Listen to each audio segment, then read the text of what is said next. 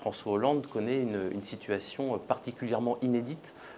pour un président de la République à mi-mandat, de surcroît lors d'un premier mandat, puisque selon les derniers résultats de l'Observatoire politique de l'Institut CSA pour les Échos et Radio Classique, seuls 18% des personnes interrogées début octobre déclaraient faire confiance à François Hollande pour affronter efficacement les problèmes qui se posent au pays. C'est 40 points de perdus en l'espace de 30 mois. Chez les plus de 65 ans, qui étaient 60% à lui faire confiance en début de mandat, eh bien ceux-ci ne sont plus que 21% aujourd'hui. Lorsqu'on regarde les résultats auprès des plus jeunes, c'est-à-dire les personnes en âge de voter mais âgées de 18 à 24 ans, il était à 53% de confiance en mai 2012, il est aujourd'hui seulement à 14%. Lorsque on regarde les résultats auprès de ces électeurs de premier tour à l'élection présidentielle de 2012, c'est-à-dire ceux qui ont voté, on va dire, par choix, par conviction pour François Hollande dès le premier tour,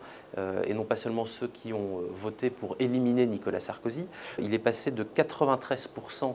d'électeurs de premier tour déclarant lui faire confiance en mai 2012 à seulement 42% en début octobre. C'est quand même 51 points de perdus auprès de cette catégorie-là de la population qui devrait pourtant être, on va dire, la dernière, même dans un contexte de forte impopularité, la dernière de toutes les catégories à être majoritairement en soutien du président de la République, ce qui explique d'ailleurs les résultats très mauvais que l'on peut observer aujourd'hui pour François Hollande dans toute une série d'enquêtes, notamment des enquêtes d'intention de vote dans la perspective d'une élection présidentielle, où on voit que du fait de la défection de tout un certain nombre de ces anciens électeurs, celui-ci ne serait aujourd'hui en tout cas pas en mesure de se qualifier pour le second tour. Alors, bien entendu,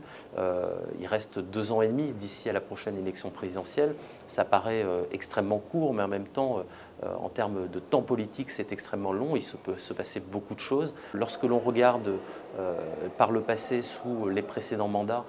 quels étaient les champions potentiels à la prochaine élection présidentielle 2 ans à 2 ans et demi avant le scrutin, il s'est avéré que bien généralement, si ce n'est la plupart du temps, les champions potentiels 2 ans à 2 ans et demi avant l'élection présidentielle ne se sont pas avérés être les champions au moment de l'élection présidentielle.